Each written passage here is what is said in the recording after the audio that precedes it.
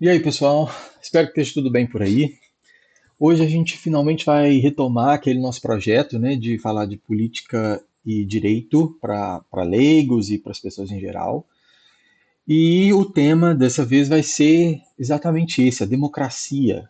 Então, primeiro nós vamos começar fazendo um panorama histórico, né, da democracia, trabalhar a democracia dos moldes gregos, que é a chamada democracia clássica, direta, né? Depois a transição para uma democracia liberal, que foi a democracia moderna, né, chamada democracia liberal, que é representativa, né, mais formalista, procedimental, mais ligada nas formas e nos procedimentos.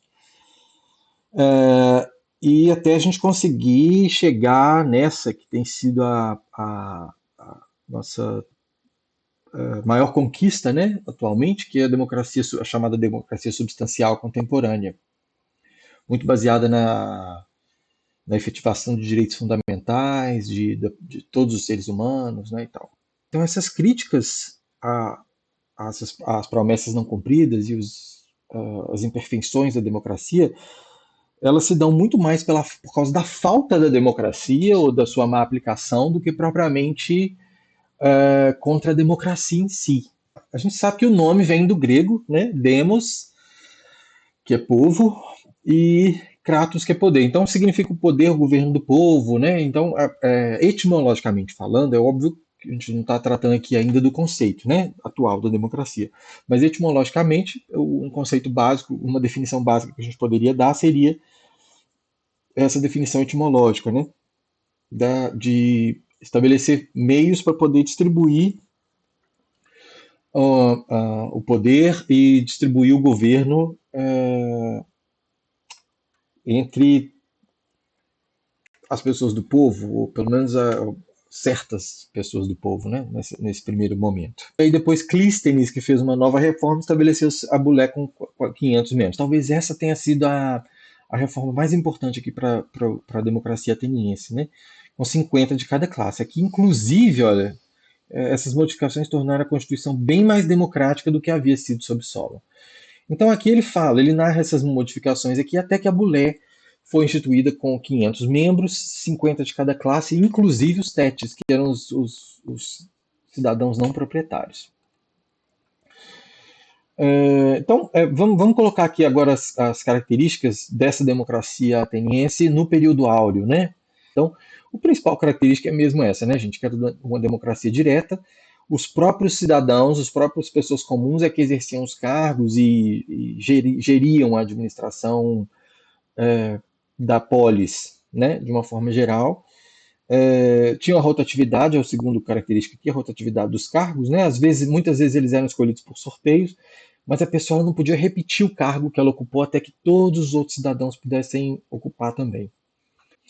A terceira característica aqui era o uso muito acentuado aqui, muito reiterado do sorteio. Havia ainda a magistratura aristocrática, que era o Conselho do Areópago. Voto majoritário também era usado, né? Livre discurso, democracia participativa, a Eclésia, Assembleia do Povo, era um órgão deliberativo no qual todos os cidadãos acima de 18 anos participavam. O dicastério era o Tribunal do Povo.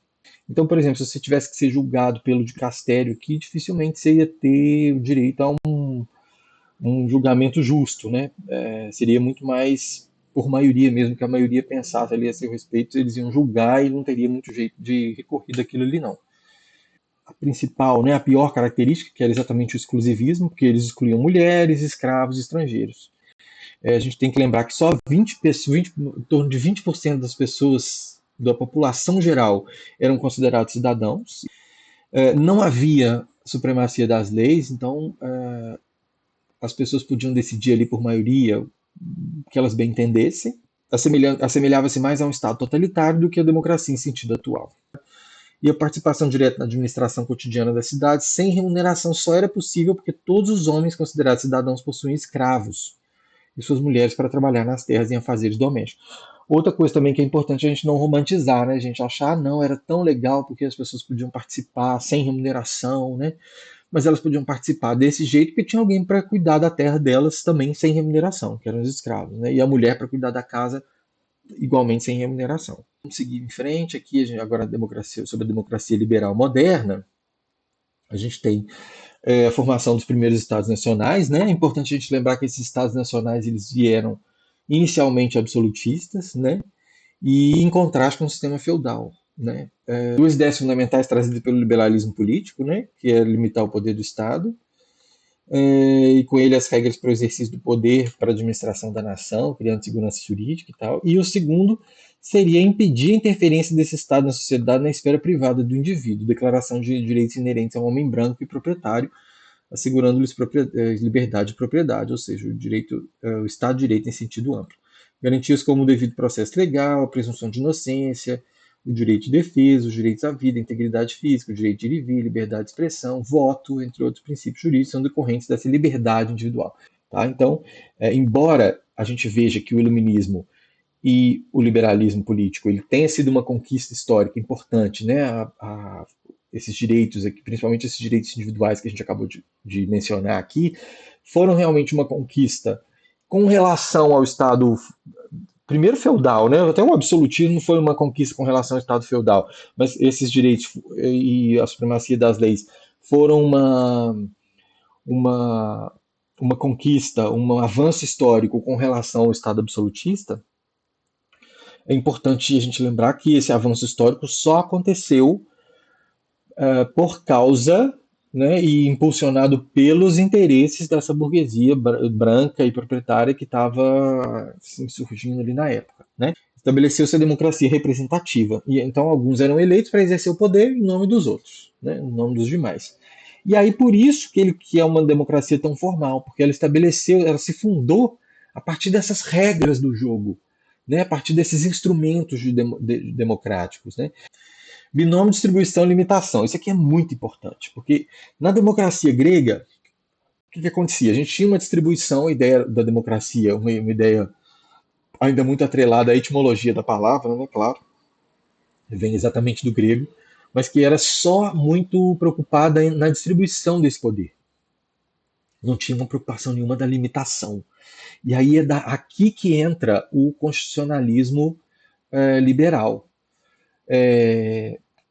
Que trazendo aqueles dois pilares ali que a gente já tratou, que era do liberalismo político, né, que era de supremacia da Constituição, supremacia das leis, e dois, o estabelecimento de certas liberdades individuais inegociáveis, que a gente deu um certo limite àquela democracia e impede também, com suas regras de difícil modificação, a degeneração da democracia em um totalitarismo de maioria.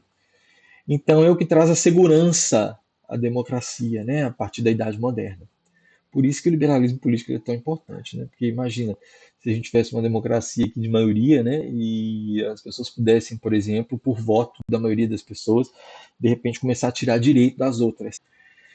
2. Ela é representativa mediante eleições regulares, pode ser participativa ou não participativa, direta, indireta, semidireta. Os mecanismos de participação e distribuição do poder são os mais variados, eleições diretas ou indiretas, plebiscitos, referendos, orçamento participativo, júri popular, etc. E sempre o bem comum e não os interesses particulares daqueles que os elegeram. Tá? Isso é uma questão importante para a gente lembrar. Terceira característica, formalidade. Chama-se formal, né? É evidente essa democracia, porque é caracterizada pelos comportamentos universais. Quarta, a tripartição de poderes também é uma coisa importante, porque não adianta nada a gente falar em democracia se a gente tem um poder concentrado na mão de uma pessoa só. Então é daqui que vem a ideia de. Peraí, deixa eu ver aqui. Montesquieu traz essa ideia primeiro de tripartição de poderes, né? Colocando que o Estado como um todo ele está ali dividido em três poderes iguais, né? Equânimes, né? O primeiro, o executivo, que serve para executar políticas públicas e fazer administração pública, né? A burocracia, gere a burocracia do Estado, né? O poder legislativo, que é para fazer as leis e também acaba fiscalizando, a gente vai ver também um pouco disso, do sistema de freios e contrapesos, e o poder judiciário, que além de controlar a constitucionalidade, né, dessas leis, ele principalmente aplica essas leis. Né? A quinta característica da democracia liberal moderna, descentralização, desconcentração territorial, a impessoalidade e publicidade, é claro, né? O mandato de representativo e a impessoalidade da publicidade das decisões. Lenta e hesitante tendência à universalização da participação cívico-política, né, da democracia moderna. Ela nasce muito mais como uma espécie de oligarquia. A princípio, gente, é bom lembrar que tinha escravo, né? Tinha voto censitário, então tinha gente que não podia votar. Então, a democracia liberal moderna ela surge meio como uma oligarquia. Se a democracia grega ela parecia muito um totalitarismo de maioria, a democracia liberal moderna ela soa muito hoje como uma oligarquia. Os direitos que eram considerados naturais eram aqueles direitos que beneficiavam os interesses dessa burguesia branca e proprietária. Não é possível exaurir todas as nuances das mais diversas manifestações democráticas, claro, a gente está falando de algumas aqui só, né? E aí, quando a gente vai avançar agora para o chamado democracia substancial contemporânea, mas a gente não pode esquecer dessas regras do jogo aqui, que foram um avanço muito importante, né? Porque sem elas a gente pode descambar, pode desnaturar, né? Degringolar para outros tipos de regimes aqui que não são os mais justos, né? Então, o que a gente viu nesse processo de industrialização e do desenvolvimento da técnica foi que um sistema que se mostrou exploratório, opressor, em relação àqueles que estavam na base da pirâmide social, né?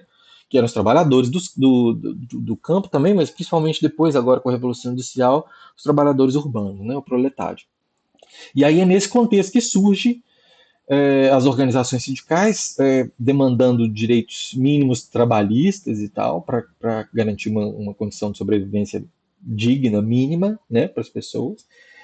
E as ideias muito difundidas, que eram principalmente o socialismo e depois o comunismo, né, com Marx e Engels,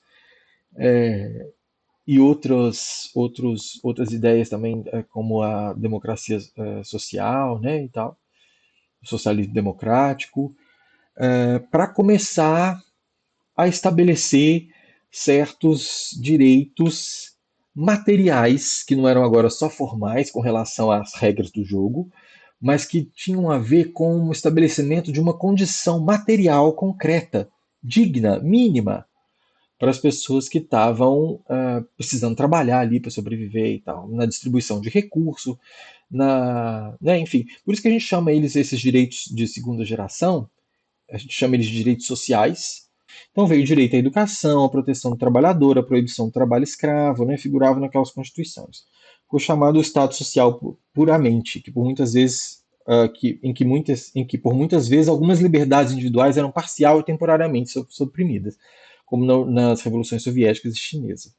O que a gente chama de democracia substancial é exatamente a junção dessas duas ideias, né, que é da formalidade do procedimento, das regras do jogo trazidos pelo liberalismo, né, de limitação de poder e tal, de supremacia das leis e direitos individuais mínimos, e esses direitos de segunda geração, chamados direitos sociais, né, que estabelecem uma certa igualdade material, efetiva entre as pessoas. Né? A gente vai ver aqui depois.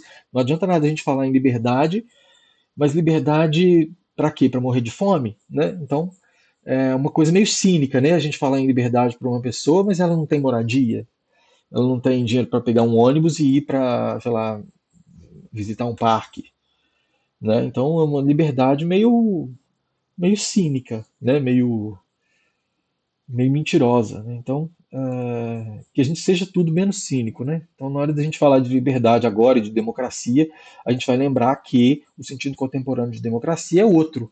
Não é uma democracia formal, puramente e simplesmente, e nem uma democracia material puramente que não respeita a individualidade de ninguém.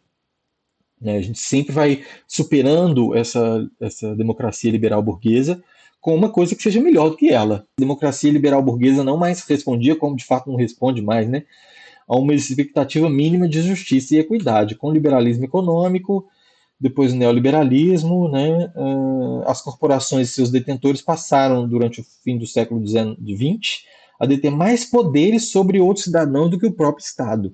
Então, numa democracia em que se pressupõe a distribuição mais ou menos igualitária de poderes, uns passaram a ter grande poder, enquanto outros poder nenhum. Daí que esses direitos de segunda geração, os direitos sociais e tal, passaram a se constitucionalizar. Depois, os direitos difusos, né, que eram de segunda ou terceira dimensão. trazem conteúdo próprio, não apenas regras ou instrumentos democráticos. Tá? Estabelece uma intervenção no Estado na esfera concreta de vida do indivíduo, na distribuição dos recursos e oportunidades para garantir condições de existência digna, garantindo o acesso a bens e serviços, mobilidade, autonomia efetiva, representação política real de cada indivíduo, cada grupo social, etc. Assim, além dos procedimentos formais para eleger essa acumulação de direitos dá origem ao que chamamos de Estado Democrático de Direito. Se caracteriza justamente pela democracia substancial. Então, o que é? Ele é formal e material ao mesmo tempo. Então, a gente tem materialidade como essência, promoção de uma certa igualdade de condições concretas entre os indivíduos. Né? Aí a gente dá um exemplo aqui, é uma comunidade na qual todos têm acesso à educação, mas alguns têm acesso à educação, mas outros não é considerado uma sociedade muito democrática. A formalidade como instrumento. Né? Então é bom a gente lembrar que esses instrumentos de limitação, distribuição de poder, o voto universal, o direito à destituição dos governantes, que foram conquistados pelo liberalismo político, que são essas regras do jogo, né, são instrumentos para a construção de uma democracia mais real e efetiva.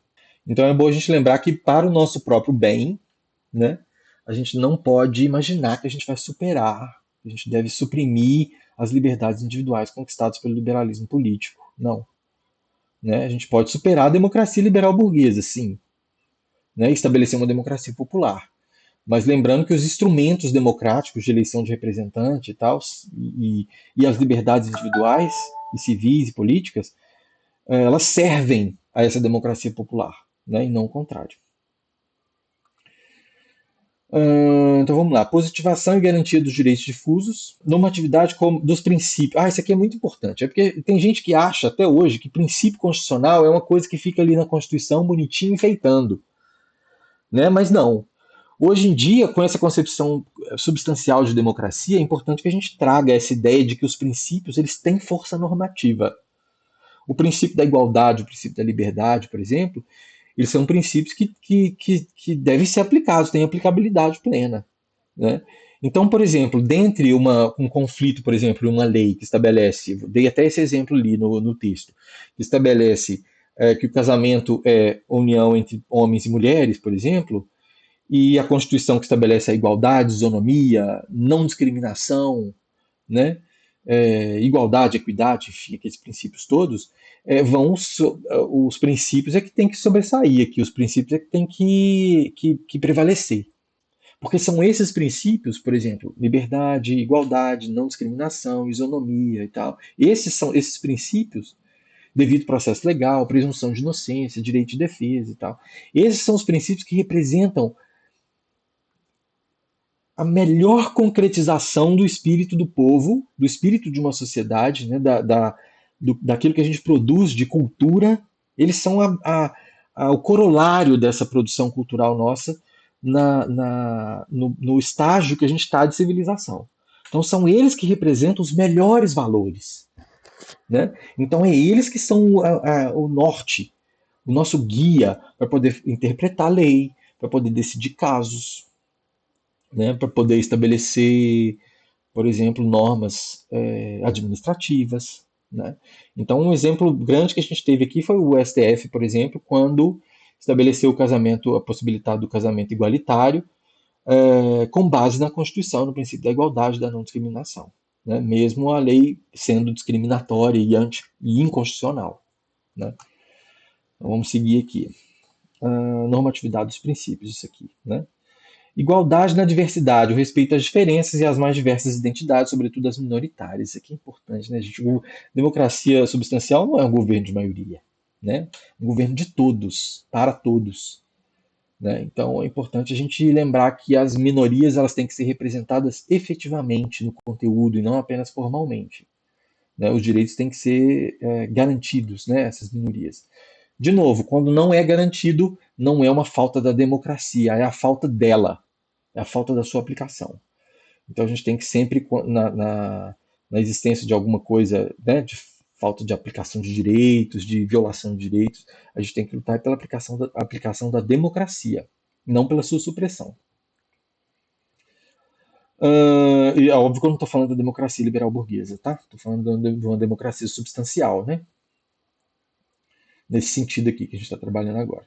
Trata-se de uma democracia não mais de maioria, claro, mas sim de consenso, e por isso é parte essencial dela não apenas o diálogo também, por diálogo, não adianta nada, né? Mas também as políticas de equidade e de ação afirmativa, a fim de possibilitar um efetivo desenvolvimento das potencialidades daqueles que pretendem exercer a participação cidadã. Tá? Pluralidade dos centros de poder, isso aqui também é interessante, né? Porque a gente acha que é só o Estado que é um centro de poder, mas não é. As comunidades, os povos originários, quilombos, coletivos, organizações da sociedade civil, empresas, né? Todas elas são centros de poder e devem ser pautadas por princípios democráticos. 7. Participação popular, efetiva e autonomia. Aqui a gente tem que pensar que é evidente, né, que uma democracia efetiva não pode ficar restrita à distribuição de poder juridicamente estabelecido a uma parcela de pessoas que detêm o poder de fato. Tentar universalizar cada vez mais essa participação política, né, e aí incluir detentos, presidiários, né, estrangeiros residentes no país e tal. A letra B é tentar estabelecer uma verdadeira democratização na ocupação dos cargos públicos, né, políticos e também cargos de decisão, de tomada de decisão, na esfera privada também, diretorias de empresa e tal. É igualmente é, impensável que hoje a gente tenha metade da população de mulheres, metade da população de pessoas negras, uma boa parte da população LGBT e a gente tenha ainda empresas que não tenham, que só tenham homens brancos na diretoria, né? E que a gente tenha um congresso formado majoritariamente por homens brancos e ricos, né? Então, hoje em dia tem uma tendência de desqualificar essa efetivação da representatividade, né, e da distribuição efetiva dos cargos políticos e dos cargos de poder na esfera privada também, como se isso fosse identitarismo, né? Não caiam nessa conversa, não é? Então, é bom lembrar sempre que efetivação de liberdades individuais, distribuição do poder, representatividade,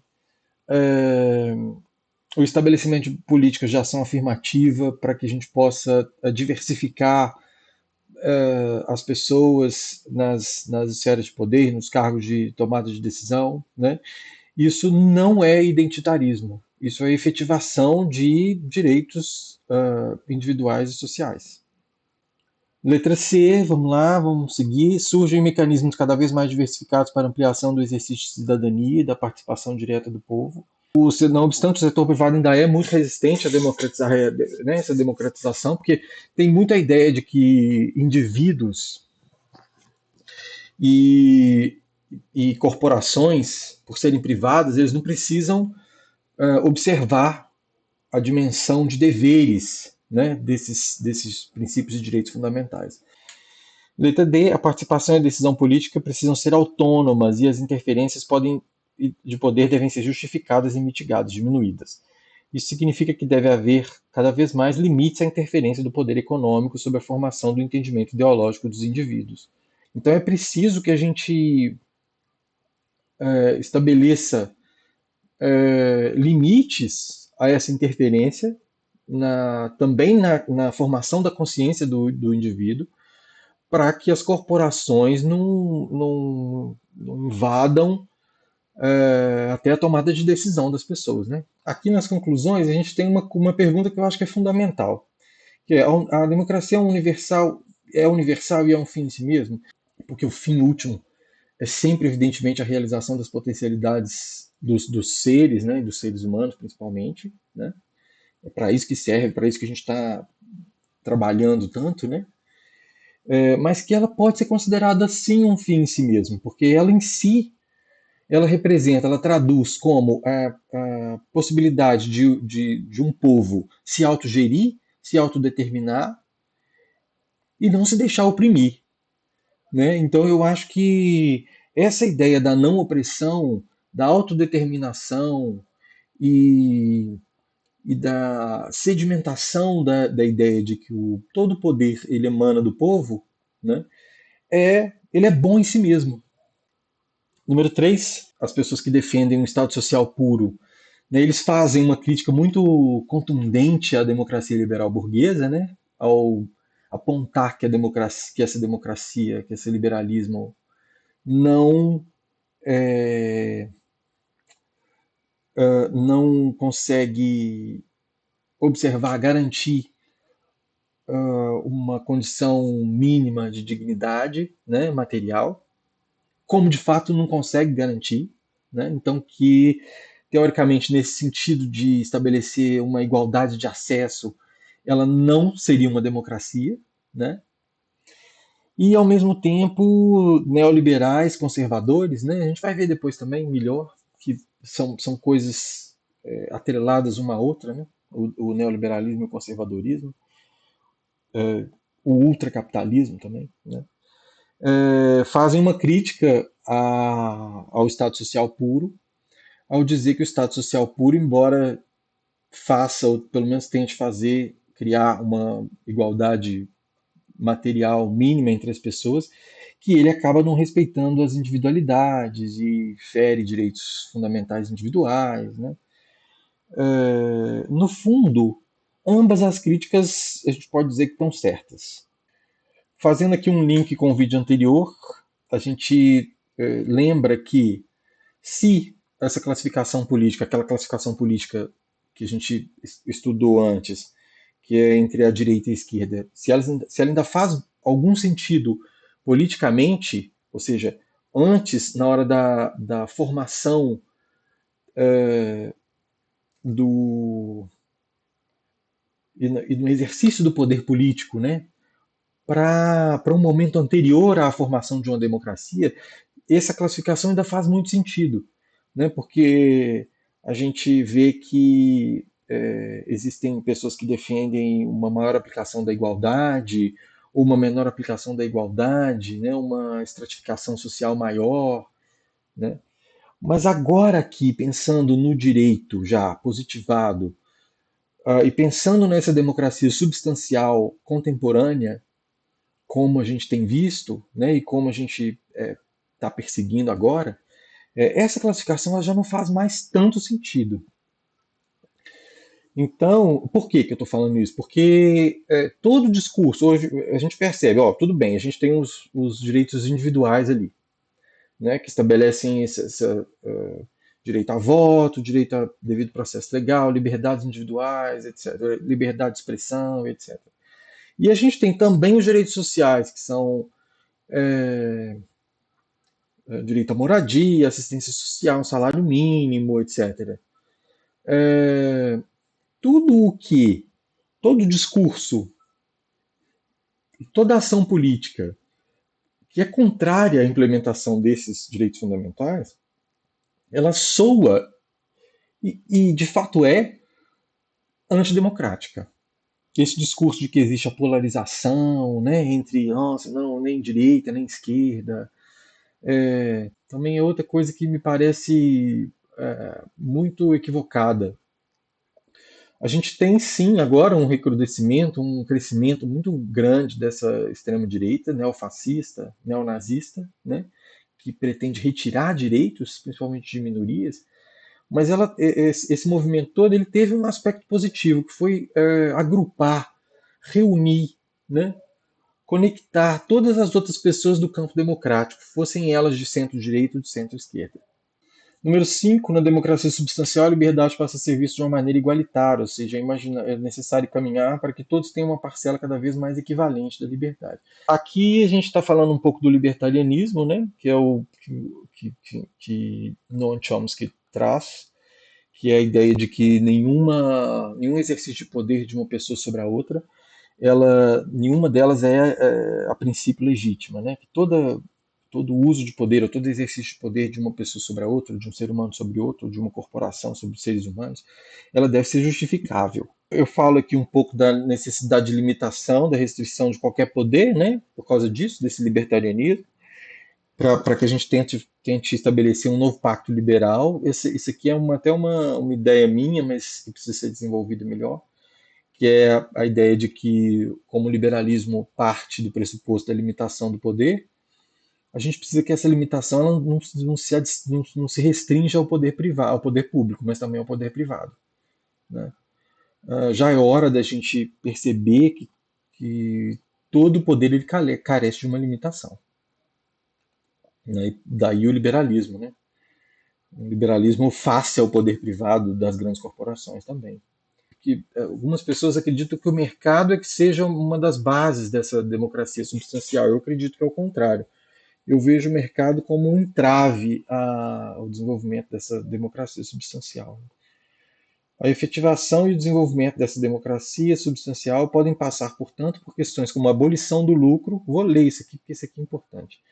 Produção em nome da sociedade, já que todo recurso natural, o espaço atmosférico, o ar que propaga informações, o sol e a terra, que fazem crescer o alimento, vêm, em última instância, da natureza. Passa também, na minha opinião, pelo fim do mercado, fim do capital, da acumulação de riqueza como potencial comprador do trabalho alheio. Isso, para mim, não faz o menor sentido. A substituição do direito de propriedade pelo direito de posse, juridicamente protegida, e juridicamente protegida, né, que eu estou dizendo, que é garantida, né, por uma vida, enfim. E para descendentes também, por que não? E pelo direito à moradia, etc. Mas isso deverá ser objeto de outras discussões. Tá, vamos lá, vamos por último agora. O importante é lembrar que uma democracia que privilegia apenas métodos é uma democracia manca, é óbvio, né? Não adianta a gente acreditar que tudo que foi decidido por maioria é necessariamente algo democrático, né? Um exemplo aqui, né? Permitir que neofascistas ou neonazistas se associem em partidos políticos com o intuito declarado de acabar com a democracia não se traduz em democracia no sentido contemporâneo, né? Porque não faz sentido, né, você usar uma democracia para acabar com ela, né? É uma um erro até de argumentação, né? Uma falácia argumentativa. Se você não quer a democracia, por que você está fazendo uso dela? É preciso lembrar que toda e qualquer manifestação, para que seja democrática, possua não apenas a forma, mas conteúdo democrático. Então, esse aqui também é uma outra confusão que muita gente faz, né? É importante lembrar que não é toda manifestação que é legítima, né? Não é toda anistia que é legítima.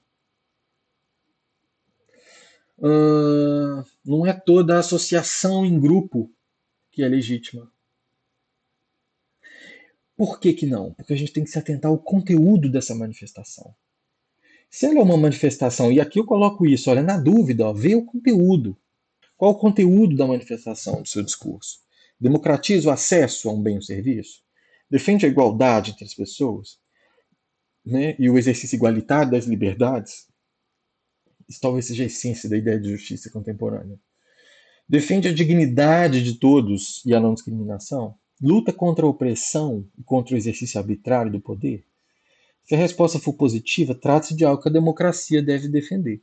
Se a resposta for negativa, ou seja, se ele defende a abolição do Estado Democrático de Direito, a opressão, o estabelecimento de uma autocracia, o estabelecimento de um poder ilimitado de grandes corporações, intervenção militar, supressão de liberdades individuais, supressão de direitos de minorias. Então, nesse caso, essa manifestação não é democrática. Então, não merece a defesa por parte das instituições do Estado Democrático de Direito. Isso é óbvio, né, gente? E aqui eu vou falar de novo isso, é preciso que a gente seja adulto e pare de agir como uma criança de 12 anos que finge que não está entendendo as coisas, né? Então, na dúvida, veja o conteúdo da manifestação. E aí a gente tem um exemplo agora no Brasil aqui, né, de pessoas invadindo ali Congresso para poder pedir intervenção militar e o fim do Estado Democrático de Direito e tal, né? É um crime, né? Não é democrático isso.